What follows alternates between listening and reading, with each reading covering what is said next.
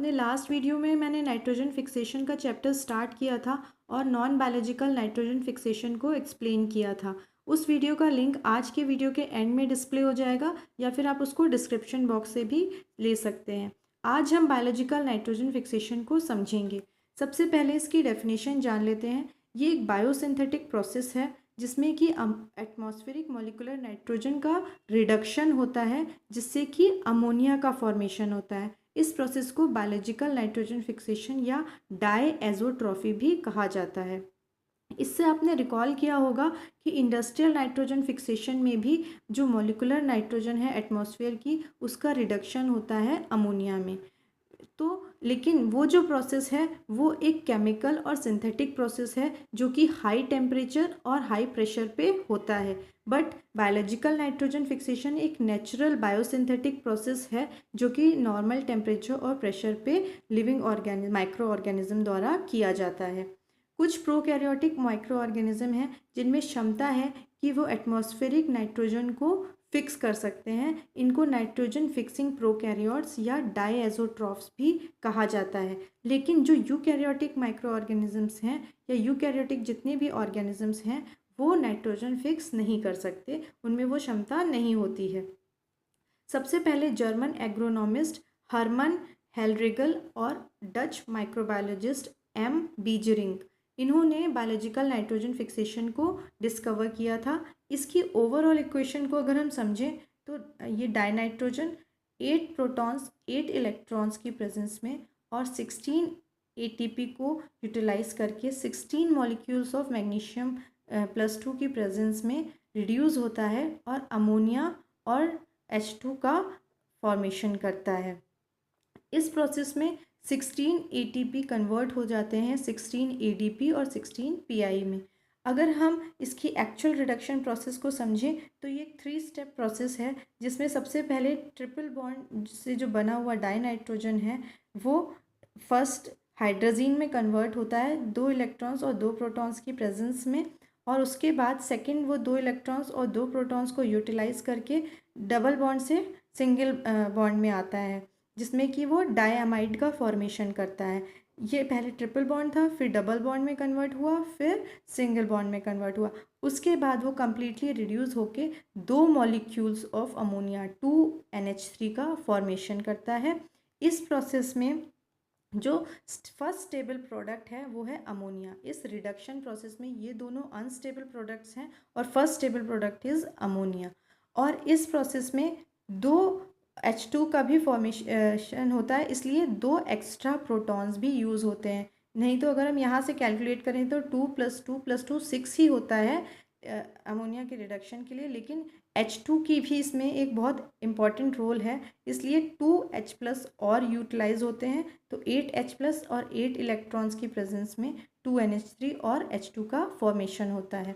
अब नेक्स्ट हम समझेंगे मैकेनिज़्म क्या है नाइट्रोजन फिक्सेशन का। सबसे पहले उसके लिए जानना ज़रूरी है एक एंजाइम कॉम्प्लेक्स के बारे में जो है नाइट्रोजनेज। ये एक एंजाइम कॉम्प्लेक्स है जिसकी वजह से ये जो माइक्रो ऑर्गेनिजम्स हैं ये कैटेलाइज यानी कर इस रिएक्शन को प्रोसेस कर पाते हैं, कैटेलाइज कर पाते हैं।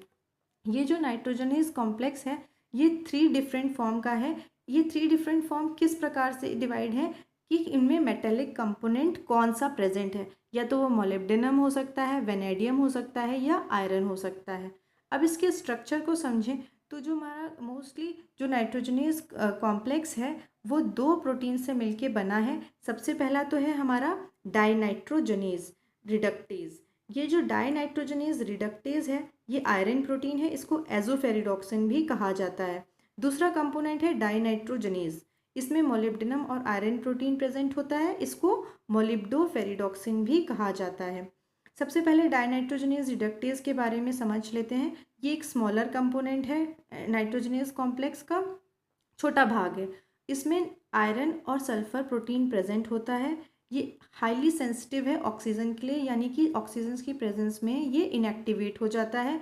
ये एक डाइमर है यानी 2 प्रोटीन की आइडेंटिकल यानी सेम सब यूनिट से मिलके बना है, जिसका कि मॉलिक्यूलर वेट प्रत्येक सब यूनिट का 30 से 72 किलो डाल्टन तक हो सकता है डिपेंडिंग ऑन माइक्रो ऑर्गेनिज्म। ये डाइमर में दोनों में 4Fe 4S का एक क्लस्टर होता है, आयरन और सल्फर का दोनों में क्लस्टर होता है जो कि ब्रिज का फॉर्मेशन कर लेता है। इसमें 12 थायोल ग्रुप्स प्रेजेंट होते हैं। इसके बाद हम समझेंगे डाइनाइट्रोजनेज को। डाइनाइट्रोजनेज जो है वो लार्जर कंपोनेंट है नाइट्रोजनेज कॉम्प्लेक्स का, बड़ा वाला भाग है। इसमें आयरन और मोलिब्डेनम प्रोटीन प्रेजेंट होता है। इस पार्ट में नाइट्रोजन का फिक्सेशन होता है, ये भी ऑक्सीजन के लिए सेंसिटिव है और उसकी प्रेजेंस में इनएक्टिवेट हो जाता है। ये एक टेट्रामर है डाइनाइट्रोजनेज, जो कि 2 और आइडेंटिकल सब यूनिट से मिलके बना है, जिसमें कि 2 आइडेंटिकल और 2 अलग आइडेंटिकल यानी अल्फ़ा 2 और बीटा 2 सब यूनिट से मिलके बना है। इसका मॉलिक्यूलर वेट 180 से 235 किलो डाल्टन तक हो सकता है डिपेंडिंग ऑन माइक्रो ऑर्गेनिज्म। अब इसके बाद जो नाइट्रोजनेज एंजाइम का पार्ट है उसमें 2 मोलिब्डेनम एटम्स प्रेजेंट होते हैं, 24 लेबाइल सल्फर एटम्स प्रेजेंट होते हैं और 30 थायोल ग्रुप्स प्रेजेंट होते हैं। इसके बाद हम जानेंगे कि जो नाइट्रोजनेज कॉम्प्लेक्स है इसकी प्रॉपर्टी क्या है। सबसे पहले तो मैंने जैसे बताया कि ये सेंसिटिव होता है ऑक्सीजन के लिए और ऑक्सीजन की प्रेजेंस में ये इनएक्टिव हो जाता है। तो इसका मतलब इसमें एनारोबिक कंडीशन की ज़रूरत है। तो जो हमारे एनारोबिक ऑर्गेनिज्म हैं वो तो अगर वो है वो नाइट्रोजन फिक्सेशन करते हैं तब तो ओके है, लेकिन अगर एरोबिक ऑर्गेनिज्म है तो उसको कुछ स्पेशल कंडीशंस को फॉलो करना पड़ेगा। उस एरिया में ऑक्सीजन का जो लेवल है या कंसंट्रेशन है बहुत कम होनी चाहिए जहाँ पे नाइट्रोजन फिक्सेशन होता है। इस कंडीशन को फॉलो करने के लिए एरोबिक ऑर्गेनिजम्स जो हैं जो कि नाइट्रोजन फिक्स करते हैं उनमें स्पेशल स्ट्रक्चर्स का फॉर्मेशन होता है, वो हम नेक्स्ट वीडियो में समझेंगे। सबसे इसके बाद जो दूसरी प्रॉपर्टी है, ये जो नाइट्रोजनेज है ये कई सारे जो हमारे कंपोनेंट्स हैं उनको रिड्यूस कर सकता है डाइनाइट्रोजन के अलावा। कौन कौन से सबस्ट्रेट्स हैं वो, जैसे कि नाइट्रस ऑक्साइड को रिड्यूस कर सकता है, अजाइड को रिड्यूस कर सकता है, एसिटाइलिन को रिड्यूस कर सकता है, प्रोटॉन्स को भी रिड्यूस कर सकता है, H2 का फॉर्मेशन कर देगा और कैटेलाइज कर सकता है ATP को। इसके बाद हमारा जो अगर नाइट्रोजन फिक्सेशन को हमें मेज़र करना है तो हम किस मेथड से मेज़र करेंगे, उसको मेज़र करेंगे मास स्पेक्ट्रोस्कोपी से। इसके अलावा अगर हमें कंपैरिजन करना है कि कौन सा जो नाइट्रोजनेज है वो ज़्यादा रिड्यूस करता है यानी ज़्यादा नाइट्रोजन फिक्सेशन करता है, तो उसको हम किस प्रकार से करेंगे, हम मेज़र करेंगे एसिटाइलिन के रिडक्शन को बाय गैस क्रोमेटोग्राफी। इसके बाद अब हम समझते हैं कि नाइट्रोजन फिक्सेशन का मैकेनिज़्म क्या है। ये मैकेनिज़्म पहले तो मैंने जैसे बताया एक रिडक्टिव प्रोसेस है, रिडक्शन होता है। इसमें सबसे पहले जो फेरिडॉक्सिन या फ्लेवोडॉक्सिन है वो इलेक्ट्रॉन डोनर की तरह काम करता है और वो अपने 8 फेरिडॉक्सिन जो हैं वो अपने इलेक्ट्रॉन्स डोनेट कर देते हैं डाइनाइट्रोजनेज रिडक्टेज को और खुद ऑक्सीडाइज हो जाते हैं। जैसे ये रिड्यूस फेरिडॉक्सिन था, ये खुद ऑक्सीडाइज हो गया और अपने इलेक्ट्रॉन दे दिए डाइनाइट्रोजनेज रिडक्टेज को। यहाँ ये डाइनाइट्रोजनेज रिडक्टेज जो था वो ऑक्सीडाइज फॉर्म में क्लोज आया फेरिडॉक्सिन के और 8 इलेक्ट्रॉन लेकर के खुद रिड्यूस हो गया। खुद रिड्यूस होने के बाद जब ये हमारा डाइनाइट्रोजनेज रिडक्टेज जो है वो संपर्क में आया ATP और Mg2+ की संपर्क में आने के बाद जो हमारा रिड्यूस डाइनाइट्रोजनेज रिडक्टेज रिड्यूस हो गया था फेरिडॉक्सिन से इलेक्ट्रॉन ले करके, वो उसमें कन्फर्मेशनल चेंज आ गए। ATP और Mg2+ की प्रेजेंस में कन्फर्मेशनल चेंज आ गए। इन कन्फर्मेशनल चेंज की वजह से उसने रिडॉक्स रिएक्शन किया और खुद ऑक्सीडाइज हो गया और रिड्यूस कर दिया डाइनाइट्रोजनेज को। अब ये जो डाइनाइट्रोजनेज है रिड्यूस्ड, इसमें N2 जो है वो अटैच रहता है, डाइनाइट्रोजन अटैच रहता है। तो ये रिड्यूस्ड डाइनाइट्रोजनेज एंजाइम क्या करता है, ये N2 को प्रोटॉन दे देगा और खुद को क्या कर लेगा, ऑक्सीडाइज कर लेगा और N2 को रिड्यूस करके अमोनिया में कन्वर्ट कर देगा और इसके साथ ये एक H2 का भी फॉर्मेशन करेगा।